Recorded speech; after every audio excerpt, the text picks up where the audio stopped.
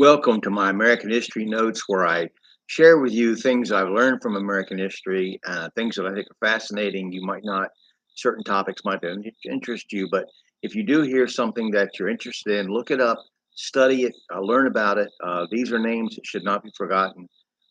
These are events and places and dates that should not be forgotten for students of American history. So we're going to begin with Othniel Charles Marsh and Edward Drinker Cope collect dinosaur skeletons from the Morrison Formation in Colorado and from Como Bluff, Wyoming in 1877.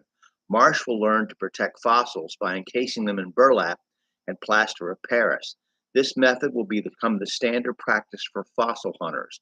In 1882, geologist Clarence Edward Dutton showed that a river valley could be cut in a short period of time. In 1897, Henry F. Osborn will make several expeditions to collect dinosaur skeletons in the Morrison beds of Wyoming. In 1884, the first U.S. tuberculosis sanitarium was founded in New York's Adirondack Mountains by physician Edward Trudeau. In 1886, chemist Charles Martin Hall, along with a French metallurgist, will independently invent a cheap way of isolating aluminum. This Hall-Héroult process will make the once precious metal a common structural material. Edward Goodrich Acheson produces silicon carbide or carborundum, a very useful abrasive, in 1891. In the 1890s, geology will be put to widespread use in assessing the lands of newly acquired Western territories and developing the mining industry. Universities like Harvard, Columbia, and Yale develop research groups in economic geology whose work will compete with the U.S. Geological Survey. In 1894, while drilling for water, oil is accidentally discovered in Texas for the first time. Biologist Edmund Beecher Wilson will put forward the concept in his 1896 work, The Cell in Development and Inheritance, which puts forth the idea that all higher life forms consist of a basic functioning unit called a cell. Engineer Simon Lake builds the Argonaut, the first submarine to sail on the open sea, successfully from Norfolk to New York in 1897. The mercury vapor lamp is developed by engineer Peter Cooper Hewitt in 1901. Orville Wright will fly 120 feet in 12 seconds at Kitty Hawk, North Carolina, in his 12 horsepower biplane built by him and brother Wilbur. If you go to Kitty Hawk on the Outer Banks of North Carolina, there is an interesting museum dedicated to that flight. In the next year, Orville will accomplish the first airplane maneuvers when he actually makes a turn without crashing. Wilbur will make a complete circle and stay in the air. Robert Goddard begins his studies in rocket propulsion in 1919. Richard Byrd and Floyd Bennett are the first to fly over the North Pole in 1926.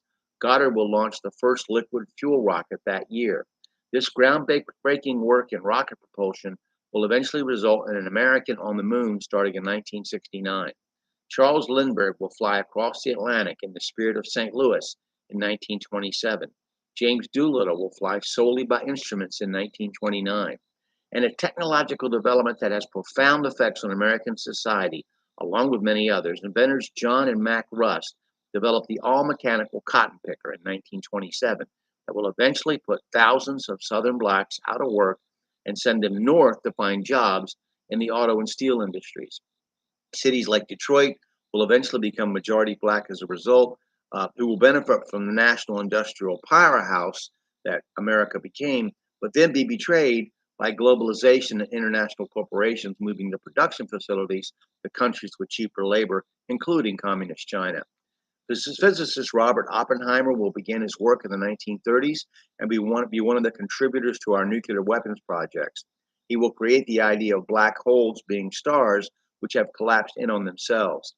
John B. Atanasoff and his assistant Clifford Berry will build the first computer that uses vacuum tubes to perform calculations in 1942. The machine is called the Atanasoff-Berry computer, or ABC. This is the father of all modern computers. The first nuclear reactors began operation in Washington State in 1944. The first atomic bomb is exploded in Alamogordo, New Mexico on July 16, 1945. Within a month, we will use the weapon on Hiroshima and Nagasaki, Japan, to end World War II.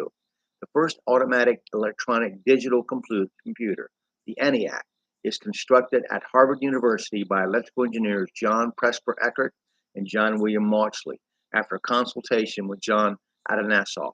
and it will perform hundreds of calculations per second, which is kind of pathetic compared to what computers do today, but this is a forerunner. So we're going to start next time with psychology and go on through some other important events. Probably have a couple more times with the science and technology before we stop with this topic. Um, it's just interesting. It's something we should know about. I hope you'll study American history and develop your own conclusions. Come to your own conclusions. Thank you for listening.